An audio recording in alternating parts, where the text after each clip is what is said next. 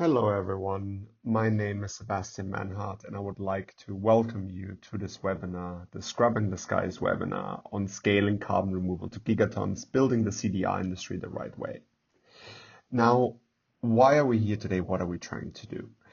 To reach gigaton scale and climate relevance, the CDR industry will have to attract thousands, eventually millions of highly talented people to come and work in CDR and stay here. Today, what we want to dive into is some of the early insights provided by a company I founded, CDR Jobs, on what the reality right now looks like, where jobs are being created, and under what conditions, and then have a lively discussion with two professionals in the field, where we really try to understand what companies are doing today to foster equity and create working conditions that are attracting the right talent and helping retain them. Before I dive into the salary report and some of these insights, I'll hand it over briefly to our speakers, our guests, to introduce themselves, their affiliation with the company, and yeah, anything else that is on their mind. Maybe Andrea, if you want to start. Yes, absolutely. Thank you so much for having me. My name is Andrea Boleda. I'm the head of sales at CDR. We are a project developer in enhanced rock weathering in Germany. My personal background in sustainability, I joined last year this industry, which truly I loved it so far. And I have a bachelor's degree in economics and political science from Harvard University, a master's degree in international business law, and a PhD in economics. Thanks, Andrea. And we'll hear more about all the great work you're doing on the talent front later. And now over to you, Danny. Thanks, Sebastian. My name is Danny Kramer. I'm the U.S. Operations Manager at Carbon Future.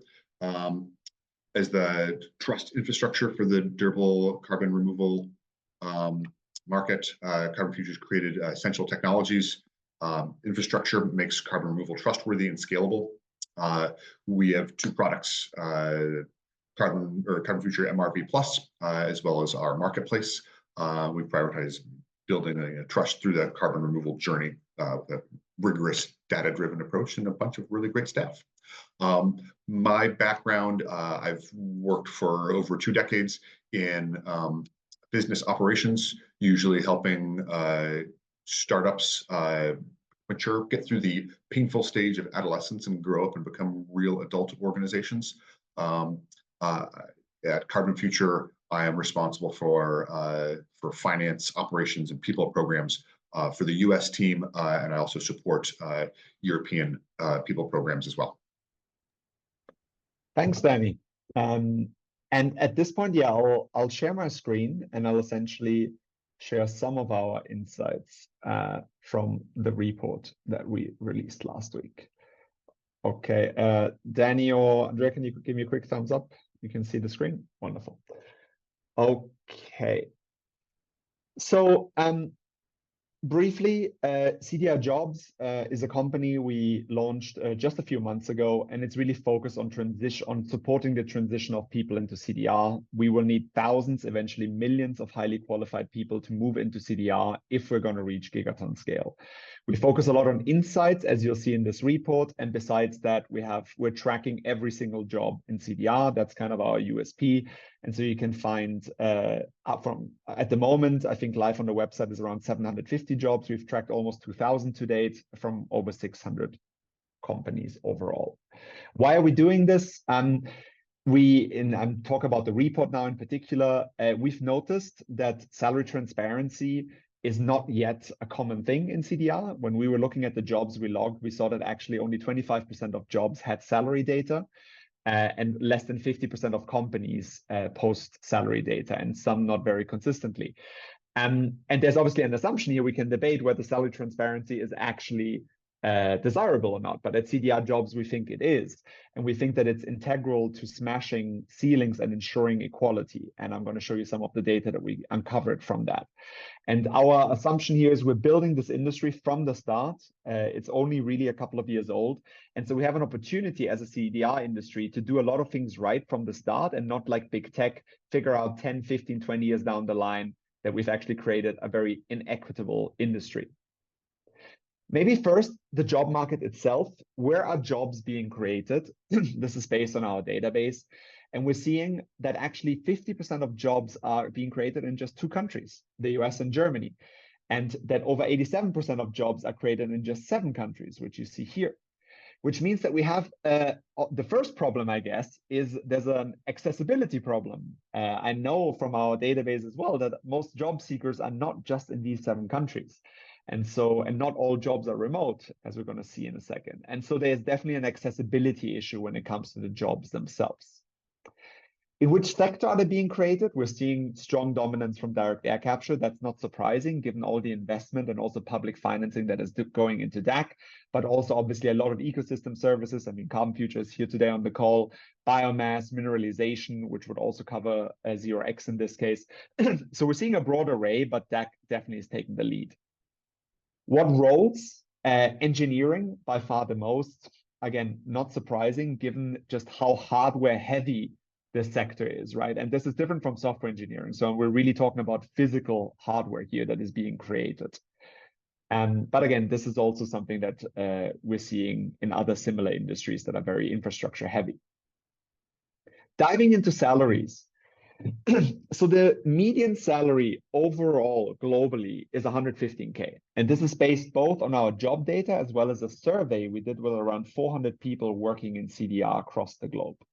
So the overall global median is 115K, but you can already see from this regional distribution that varies a lot depending on where you live. If you dive into country level data, you see the US being at the top with 135K, really elevating this median. The overall at 115K and the median without the US at around 80K. And I think this gives you a good idea of kind of how it's different across countries. And again, Switzerland and Europe clearly leading the way with 120. And you always see the numbers of respondents, by the way, in the columns themselves. Interesting to see that doctorates are earning significantly more in the sector, which is not surprising. They're very sought after. It's a very science-heavy, R&D-heavy industry. And so doctorates are very well suited to the demand by the companies. In terms of roles, software engineering and policy are earning most. This is, again, in line with other sectors. Human resources, we only had 7 data points, so I wouldn't over-index on that. But again, we're seeing a clear distribution that is very similar to other sectors, with software engineers and policy being most sought after. In terms of experience, experienced professionals earn roughly double what entry-level professionals earn. So we're seeing quite a big spread here. But again, this is pretty in line with kind of a young industry like ours. One thing that was very relevant for us was we wanted to analyze inequity. So our aspiration was to look at both disability, race, and gender. For disability and race, we simply didn't have enough data points that we felt comfortable sharing the analysis. We hope that in future we will. So we limited ourselves to analyzing gender, where we did have enough data, and we had some really interesting findings. So overall, the punchline is our data does not show a general gender pay gap, which is really good news. We actually see that women across most experience levels earn more than men, the same, if not more. What we do see is a glass ceiling, though. We see that less and less women reach more senior positions. Here you can see it by experience, but when you look at it by type of role, it's very clear. We only have 28% of C-suite professionals women, and in the C-suite, the women also earn less. So I would say the message when it comes to gender is we don't really see a gender pay gap, but we have a problem in the C-suite. And again, this is something we can discuss later. So where do we go from here? First, I mean, what we as CDR Jobs are advocating is display salary data for all your job openings. There are quite a few companies out there that are really doing a terrific job. I want to highlight especially Carbon 180. They've really been an advocate for equity and salary transparency in our space and keep doing so. Internally, measure how pay is distributed across different factors like race, disability, and gender. So at least you know already what's exactly happening in your company. And please spread the word, participate in future surveys. We will try to do this quite frequently. At least once a year, maybe twice a year. And we hope that from now on, we'll just get more and more data and we'll be able to have more and more accurate analyses when it comes to this. And finally, go check out the report. I can put the link in the chat in a second. Check out our job board. Again, we have all jobs in CDR in a single place. And we've also launched a partnership program recently, which both CDRX and Carbon Future are part of. So if you are a CDR company, feel free to check out our partnership program on our website. And finally, our commitment is that 5% of all revenue of CDR jobs will be reinvested back into high quality carbon removal. And with that, I'll stop sharing. And again, I hope that this was just a quick input that can generate some discussion, and I'll keep bringing this back into the conversation.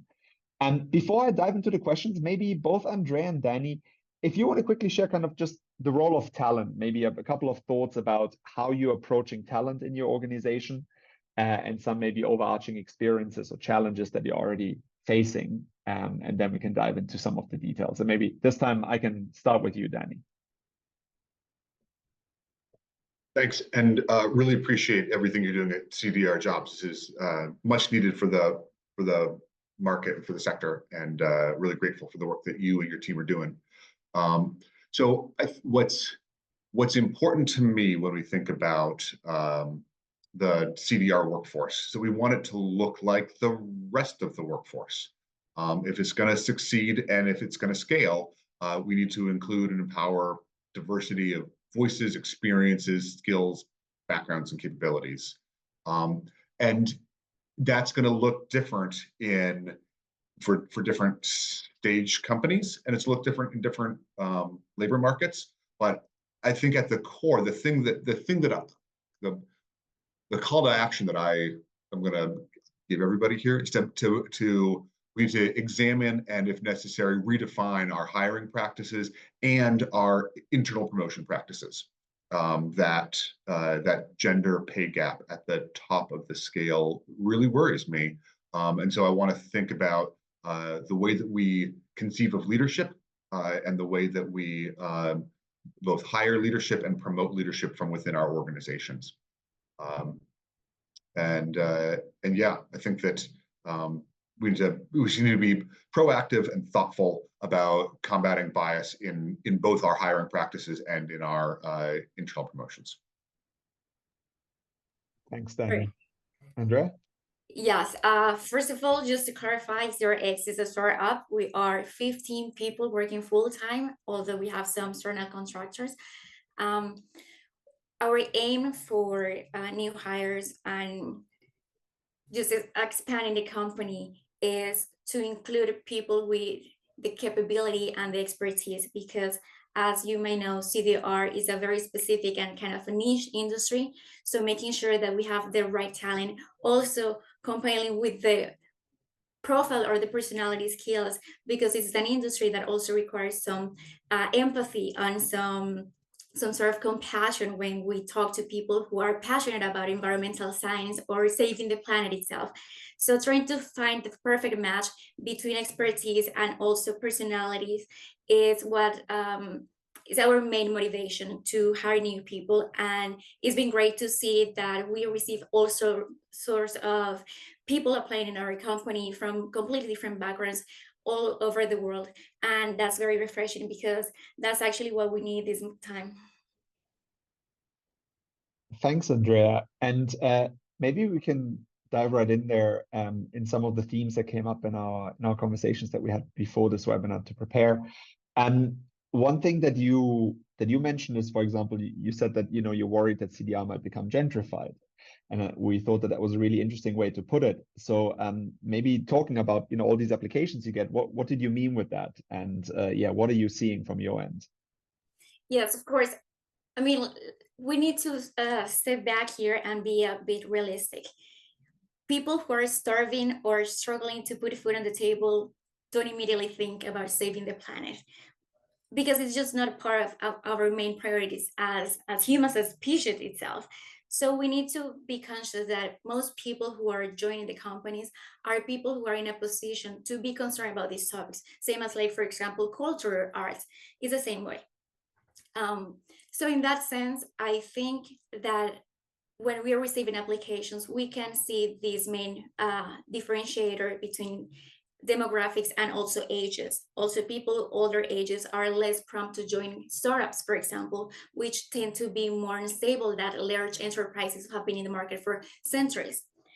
Although recently I was having this conversation, and it's also refreshing to see that I do believe it's a bit gentrified, and we have to be aware of that. But also, as companies grow and as the market matures itself, we see that we are requiring more people with all types of expertise, and that means also people with maybe more blue collar label, or people who are proficient in different areas that do not require the sense of stability that other industries might offer, but also are interested in joining these type of companies, and that's also really nice to see. Very interesting. And Danny, how do you see this on Carbon Future's end? So this is an incredibly important conversation to have. We try to address this in our in some of the actual tactical pieces of our hiring process. Right, so we already do we already spend time making sure that our job postings and our hiring process are inclusive of diverse voices, and trying to include as many people as possible to apply for the jobs. Right, we think about the actual job postings, the language that we use, use inclusive language, use inclusive pronouns in the job postings. We want to make sure that when we list the requirements for a position we're hiring for, we list just the real requirements. We do our very best to bullet the things that are real need-to-haves in that job requirement, because we know that if you add too many nice-to-haves in that list of requirements, it'll affect the people who apply for that job. And it'll make it your applicant pool less diverse. I think the really difficult part is that once you start to review candidates, even if you've done your very best to list the minimum number of requirements there, and you're matching up candidates against that list of requirements, we still carry with us an unconscious bias. We're still doing our best to just, we're still just pattern matching against what we think we know, and we aren't necessarily reaching out to think about what the candidate is bringing to the table. So what we try to do is, when we have a set of finalists for a role, we look at the list of requirements and we look at the capabilities of those candidates. We want to be intentional about looking for potentially diverse experiences that those candidates may have had in their past, that don't look exactly like the experiences that we would have expected, but might still be a really great indicator of that person's ability to succeed in the role. So being really intentional about the biases we're bringing when we evaluate our candidates, to make sure that we are honoring and respecting that diverse experience that candidates bring, that might not be just apparent off of the resume. And I can maybe hear there's an assumption in this conversation that diversity is good, and maybe just quickly to back that up as well with data.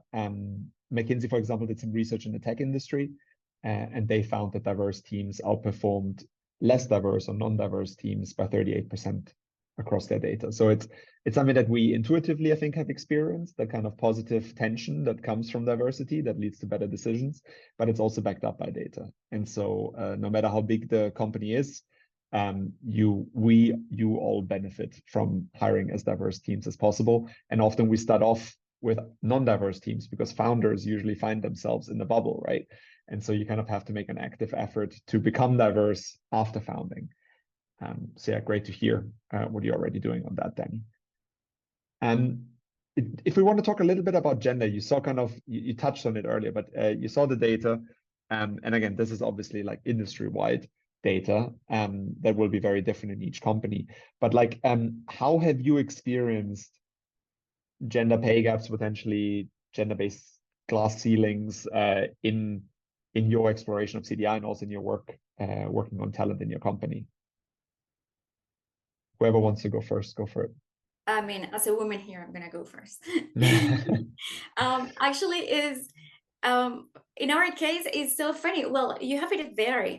For you, women make more money than men in this industry, and that's actually our reality. It's very fun to see that.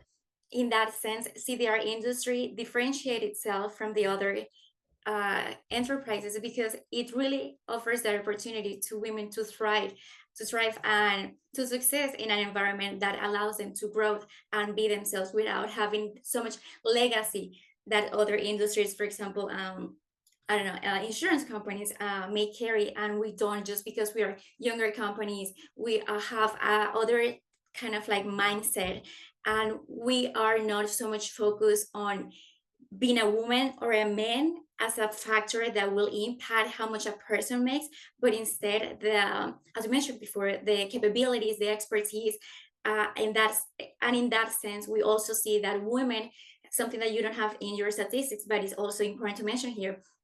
Now the STEAM subjects are being dominated by women, and that is being reflected in the market and the job market. So having more women achieving higher degrees and having more expertise allow them to join these type of companies with a backup of experience and diplomas behind them that give them the ability to ask for higher salaries and don't be afraid of that. And also in that sense, startups are a great environment. Here at TRX, for example, we have women making around 25% more than men and having the higher position specifically in the scientific department. I think there are very few companies that can say that. And so in that sense, I completely invite everyone to, or especially women or young girls, to look at these type of jobs because they do offer some different paradigm to what we see or what we have seen in so many other generations before. Thanks for that, Andrea. Danny. Yep. So when I look at the data and I look at our marketplace, the question that occurs in my mind is, if we have a new sector and we have a bunch of startup companies, and those startup companies are relying on venture capital for their funding, we know in the past that VC-backed startups tend to back men as founders. And so the question in my mind is, to what extent have we accidentally when we look just at that top pay band of executives, to what extent have we kind of replicated some of the missteps of software and technology startups over the past couple of decades by creating the same system of kind of pattern matching that a VC-backed startup should have or has traditionally had a bias towards male founders in a young sector where we still have many founders still in the C-suite. Is this an artifact of that accidental, mistaken tradition? And therefore, what can we do to disrupt that among our current companies, and how can we change the kind of the funding model as this sector grows to expand our concept of founder and leadership for our companies in this sector? And maybe building on that, and just to weave in already one question from the audience, which I thought was quite relevant here, is someone says salaries for women are higher, but penetration in the C-suite is still lagging. Any sense of what's being done to address this critical issue? So that kind of glass ceiling issue. Have you seen active efforts somewhere already in CDR, could be in your company, could be beyond, to address this issue? I will say that, well, you have two things there. You have first the more like professional side to what Daniel was mentioning about investors backing up men more, but and that Myron, well, we just have less women just trying to open this kind of business because, and I will say my personal experience, this is the first generation of women where we have been allowed to fully express ourselves without having, we have been subject to many biases that our mothers and our grandmothers faced, especially we can say late maternity, or how a professional, a woman can expect to reach without having this stigma of not being a mother, for example. And for that, I think what we're missing here, and that we are building, and we're the first generation building that, is a new generation of women opening companies and going out there and being role models for others. And I think that is actually the breaking point that is going to make future generations to change that. Because it's true, maybe women are more risk adverse than men, but we have to admit that so far most of the business or like the entire industry and the job market was built for and by men, and many of the current structures that we still follow that pattern. And so far this is the only time when we are trying to disrupt that and make things in a different way. And for that we need to actually bring more women, help them to have the tools and not be afraid to be out there, because that's in my personal experience, role models is fundamental if we want to change that previous experience of men leading C-suite levels.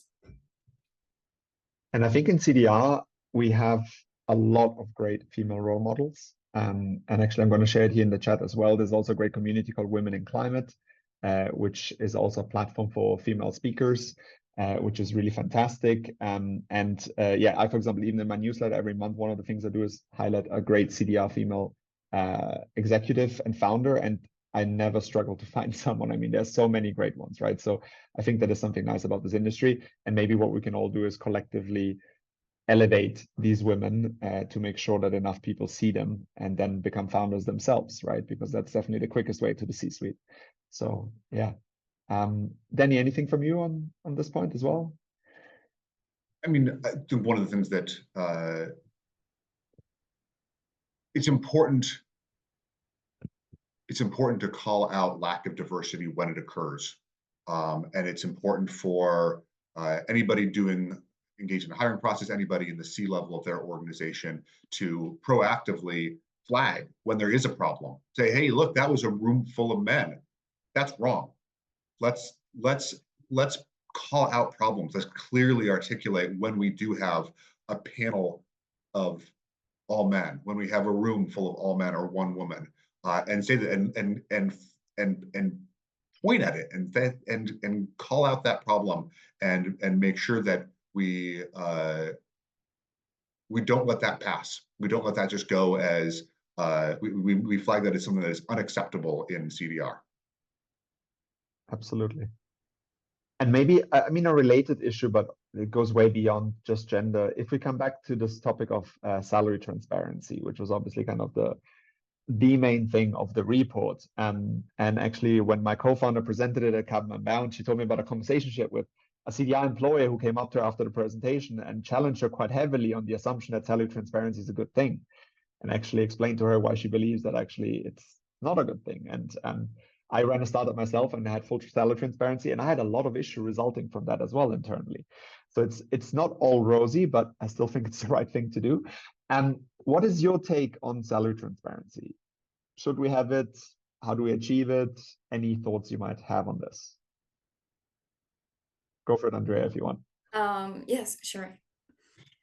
Well, as you mentioned, it has a lighter side and a darker side. Of course, we all want to have salary transparency. We all want to make sure that we are being paid fairly for the job that we're doing. In case we are doing the same job that another person or like a male counterpart, we want to make sure that there's no any salary discrepancy there. However, sharing this with the outside world or making this transparency maybe overtake the minor implications that salaries can encounter might be problematic, as you said. For example, in our case, when we hire people, we were looking for potential as well as current capabilities. And in that sense, when we see a curriculum, we try to, of course, make sure that the person can fulfill a role description, but also there's so much wiggle room for the person to grow that negotiating a salary is complicated, because that person may be proficient in some areas that the other person might not be, even though they're in the same position. Their capability is completely different, whether a person has PhD, a master's degree. So there's some areas where it's very difficult to actually just create like boxes where you have these very clear structures that maybe multinational companies or bigger companies have, where it's like, okay, so we're going to multiply by this factor if you have this specific degree. Because there are so many, the gray area in companies like, for example, 0x or CDR, they're so young, and they're like in this phase of trial and error and trying to find people who have the potential to make the company grow, as the market is asking for new expertise, for people who can solve problems.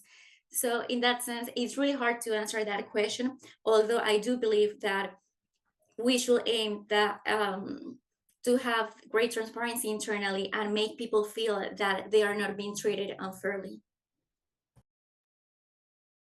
Danny, I know that this has definitely been also something on your mind.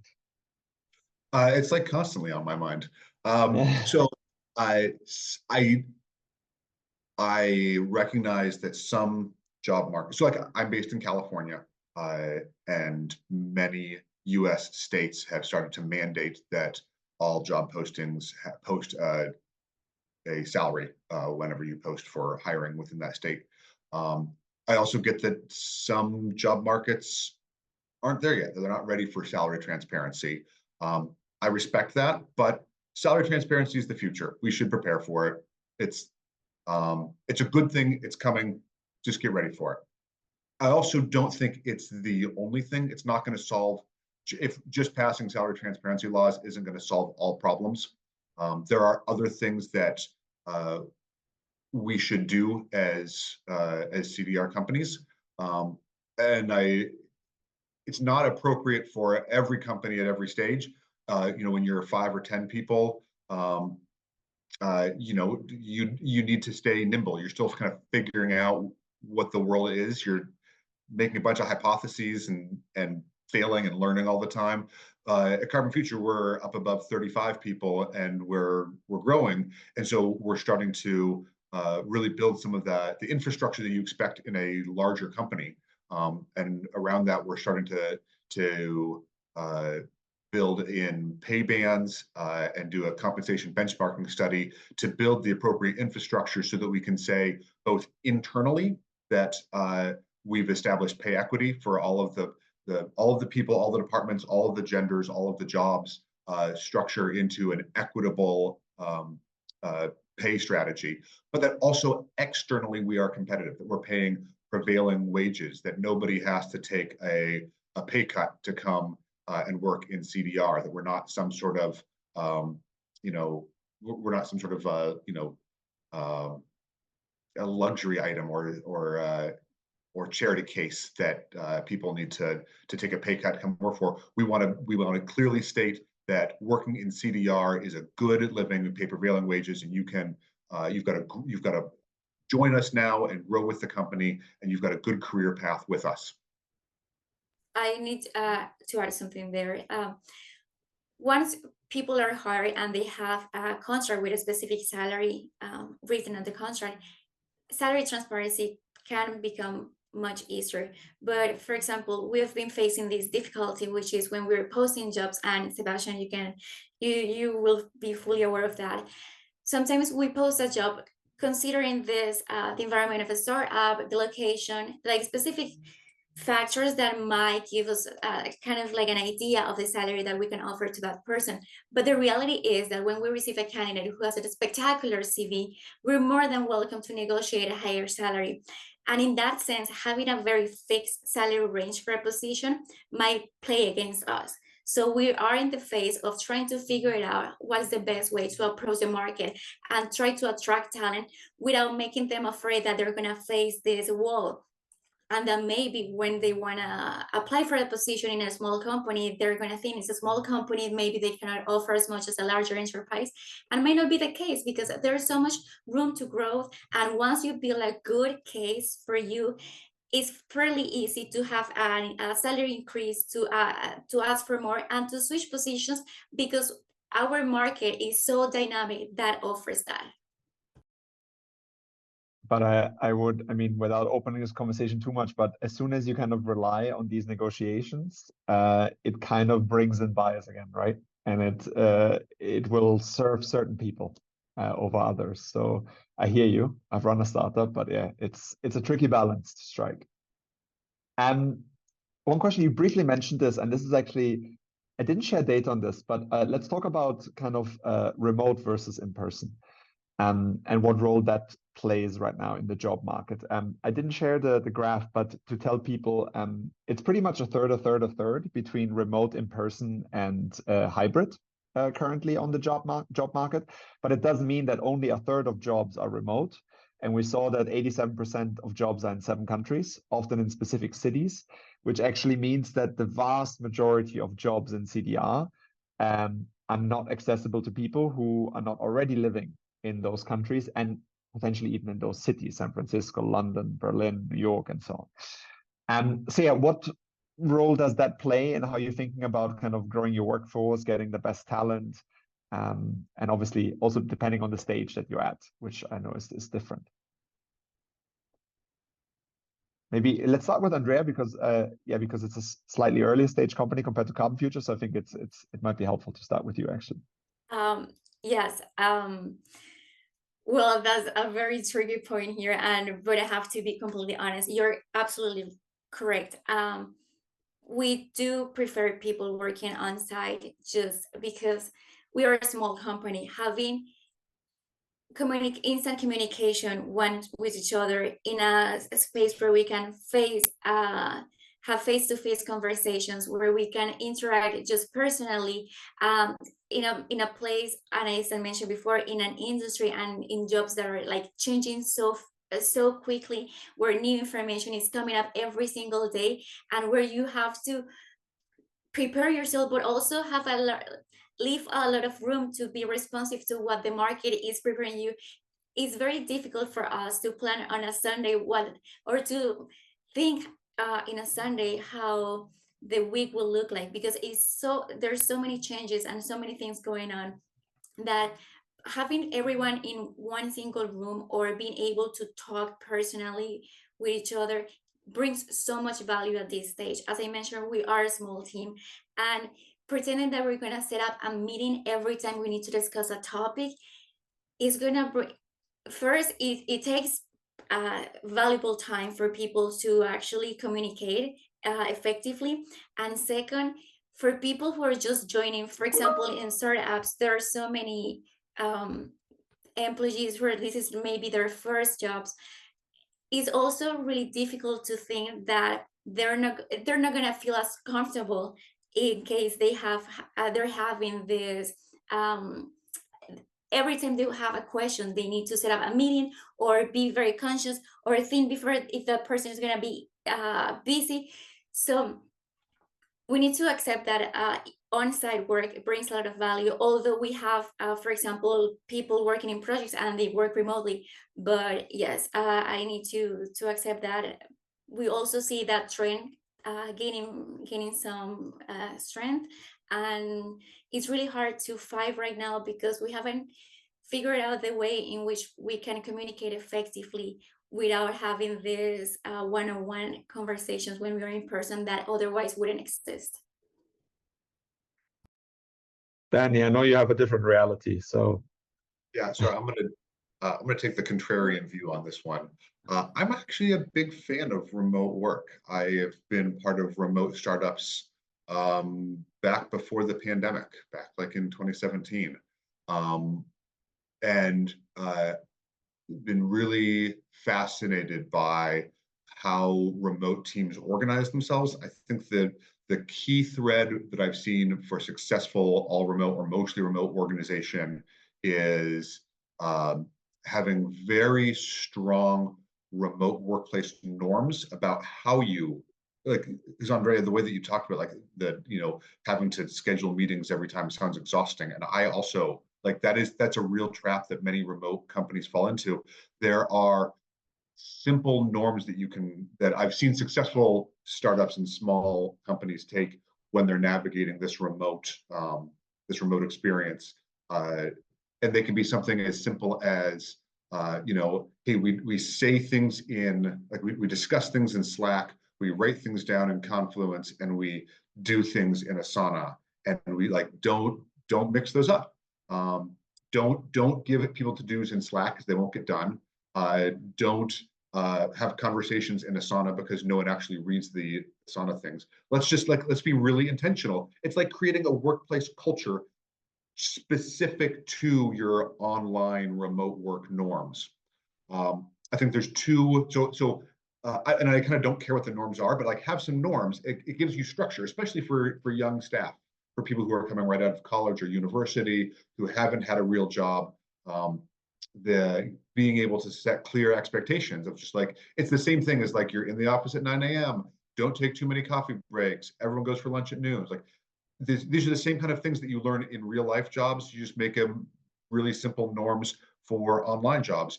But you also have to build in other, so there's kind of a couple of caveats here. It is still, like, we're all still social animals. We still really actually cue into a bunch of non-typed, even non-screen norms. So I also think if you have chosen to do an all remote or mostly remote workplace, it's also really important to periodically have in-person gatherings, whether it's quarterly or annually. Get all of your remote people together in one spot. Pay that. It's probably your travel costs will be less than actually than whatever cost you would get otherwise from having to actually rent an office and reduce your job search focus just to a geographic area. But pay to get everybody in one spot at the same time. Do a mix of socializing and professional activities during that in-person time, so that people learn those little cues and tips around their colleagues. It makes their remote work and their online work easier. And then also mimic that socialization space in your online work. Have specific and intentional channels or times when you do team trivia games or have a water cooler talk. Create some online space to mimic that socialization that you would have had in the office. Yes, but I'm gonna play here devil's advocate just for a sec. If remote work, like, there's a reason why huge enterprises like Tesla, Apple, I think also Google and Amazon are requiring their employees to come back to the office. And Sebastian, for example, you work remotely. For you, there are some specific positions that do work remotely. And I mean, it just works because the methodology is completely different. However, when you have a small team of brilliant people, they can go, for example, it's our case, we have brilliant people working with us.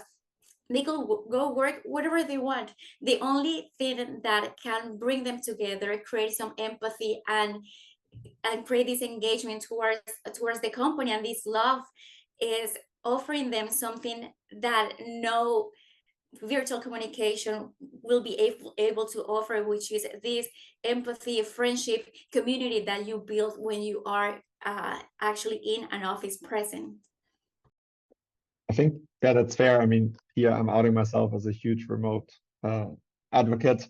And obviously what Danny said resonates a lot to me. But maybe I think both perspectives are important. What I would say, just looking at the data, if you're a CDR company and you can make remote work, you'll have access to an infinitely bigger pool of candidates, right? Like that's just a fact. And we had also 1,500 kind of job seekers subscribe to CDR jobs and share some of their backgrounds. And yeah, what we saw is the people who want to work in CDR are global, right? All over the world. The people who get jobs in CDR are not global. And so this is just something, yeah, if you're not finding the right candidates, consider making remote work. But yeah, I think that remote work is a tool, right? It's not the right thing for everybody. Not everybody needs that tool, but it's a tool that you should be intentional about using. You can't use it to solve every problem. Let's say we're hybrid. Wonderful. Then maybe the last question I would ask you two is, you've already kind of done this, especially you, Danny, for example, in your last answer, but are there some very specific things that you want to share with folks, maybe based on the stage that your company is at, like some things that have worked pretty well for you in attracting, primarily it's about attracting talent in this case, but you can also talk about retention, that you can share with other companies that are maybe just before your stage and might be looking at you?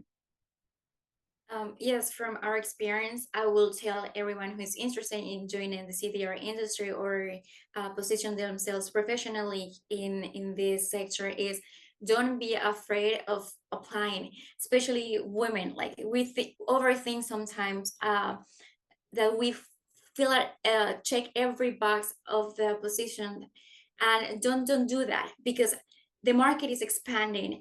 We are in a specific moment where things are changing very fast and there is so much room to growth.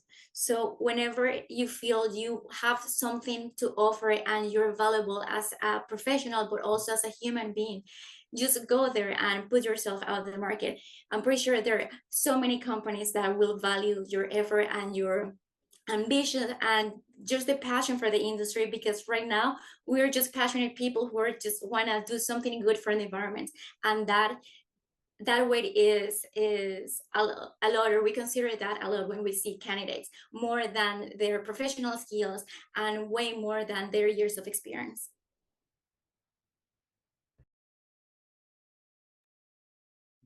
So I think I've had an interesting moment of revelation in the past couple of weeks, maybe past couple months. Like I mentioned earlier, we're going through this setting up pay bands and compensation benchmarking. And I think I'd kind of heard from internal to the CDR marketplace, CDR world, that when we hire, we really need to, we need to hire people with CDR experience. And I'm like, that's crippling. I can't hire, like, that circle, that's a defined circle, and I can't make it bigger all the time. Like I can't just hire people from other CDR companies. That doesn't seem right. So it was actually a really interesting moment when I sat down and wrote down, I have a big Excel spreadsheet with all of our job descriptions, and I'm working with a compensation benchmarking consultant. And I think I'd originally retained the consultant saying, hey, we've got a bunch of really weird job descriptions that don't look like any other job descriptions. They are CDR specific, and it's going to be really hard to find comparable positions out there for you to do some compensation benchmarking. And we went over the list and we're like, these are all actually really normal jobs. Like when we say like CDR sales, it actually looks a lot like enterprise sales. When we say, software engineer, they're just normal software engineers.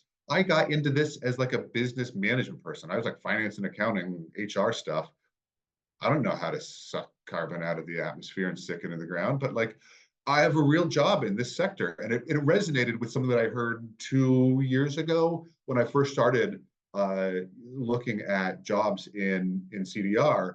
Was that it was one of the kind of the bigger climate things. It was like every job can be a climate job. Every job can be a CDR job, right?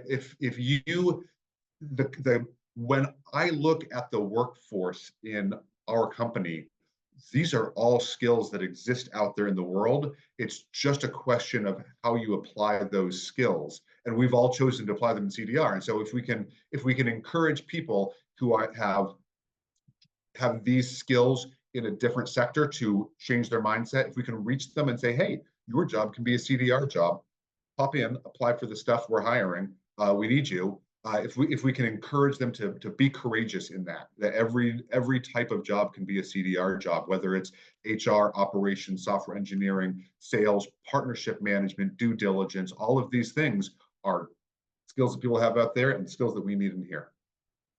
Yes, I think we're just not great at writing just job descriptions, and we apologize for that. But yes, but Daniel, you're absolutely correct. Especially these type of companies, for example, and we've seen that a lot. We have these open positions, or just send your curriculum to this address.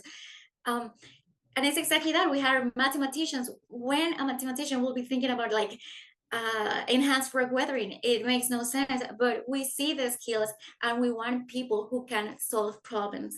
And if you do feel you have that skill and you're a people's person, and if you're, as I mentioned before, you're passionate, just go ahead and put yourself out there, because wonderful companies here that are growing every single day. More positions are opening. I'm pretty sure one will see your potential and take you.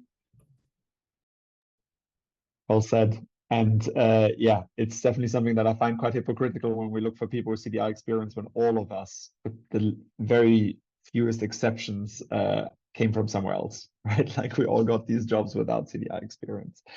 And maybe finally, we've been answering questions kind of as we went along. I'll address one quickly, and maybe you can weigh in as well. But somebody's asking pointing to the importance of nonprofits in the CDR space when it comes, when you think about standards, assessments, verification, all of that, and how these nonprofits can, I guess, compete with the for-profit companies when it comes to talent, when they have less funding. And that's, I don't know if you have any thoughts on this. My take on this is frankly that I think nonprofits need to provide similar work conditions to for-profits, and some things they cannot do, right? Like they won't have an option scheme or stock or something. But when it comes to salaries, when it comes to work conditions, they need to be comparable, because we're already in it for the same cause, whether you work in a nonprofit or for-profit. So I think these nonprofits will have to offer similar conditions for people to work for them instead of a for-profit company, because everyone's already in it with a mission drive. But if you have any more ideas, feel free to share.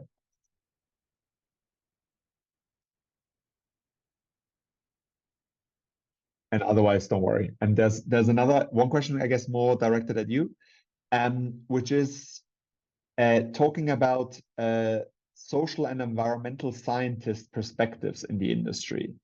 I don't know if you've seen it in the Q&A, but basically somebody's saying that, we're trying to affect climate change on a global scale, and that will have a huge impact on people, not just environment, but also people. And that a lot of the job descriptions or jobs that I also showed in the report are very much focused on people who are just focusing on getting the job done and executing on removing carbon, and maybe less on what impact that will have on communities. And so has that played a role in your organizations, kind of these, I guess, social or environmental scientist perspectives? And if not, how can we, I guess, should we do something about it, or how can we do something about that? I mean, enhanced work weathering has a lot of co-benefits for society. So in that sense, we were pretty much covered. But it is also important for us to understand that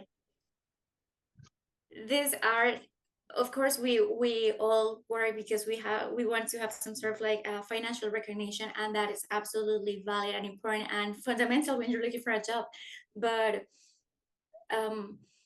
it is also important to note that these jobs offer you something distinct than to others, because you will have the opportunity to have direct contact. Or for example, in our case, we do have direct contact with farmers, with people who have some sort of like struggles, and offering a solution as a way to for us to also build a business is very rewarding, and is something we feel very proud of. For the environmental scientists, of course, carbon markets have their people in favor and people against it, but the idea is that you feel comfortable working in an environment where you see that you're doing something good, not only for the environment, but also for yourself. And whereas it is salary recognition or any other type of satisfaction that you're looking from your job, this is a place where you can find that satisfaction.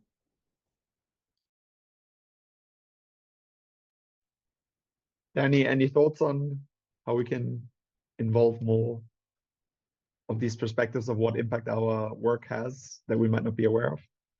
I mean, from a 1,000-foot view, the CDR sector is not going to succeed or scale unless it creates benefits for many. It needs to create just and equitable benefits across the world in its actual, in the way that we remove carbon, and also in the way that we employ people in CDR, right? This feels like an extension of the same conversation we're having, right? If we want our companies to be sustainable, to be successful and scalable for the future, we need to make sure that the people who are involved in them include a diversity of viewpoints, and we need to make sure that the salaries and the compensation that we pay benefits everyone. In the same way that our actual programmatic activities need to benefit everyone. If we create a just and equitable climate solution, then we'll have many champions throughout the world pushing for this growth. And if we don't, then we'll have created an unforced error. We'll have created enemies that we don't need. One of the things we try to do is make sure that there's transparency about all the co-benefits that the different things across our marketplace do provide, so that we can return more financial returns to people that are creating those co-benefits for the environment and for the communities around the projects. That's an incredibly important piece of what we try to create transparency around. Thanks for that. And I would say at this point, let's wrap up. Thanks everyone who took part today. Thank you, obviously, Danny and Andrea, for joining. And make sure to check out the salary report, which you can find on cdrjobs.earth. And yeah, we hope we got you excited about working in the industry and provided some insights in case you're already working in the industry and trying to find talent. And with that, we'll wrap up today. Thank you, everyone. Bye.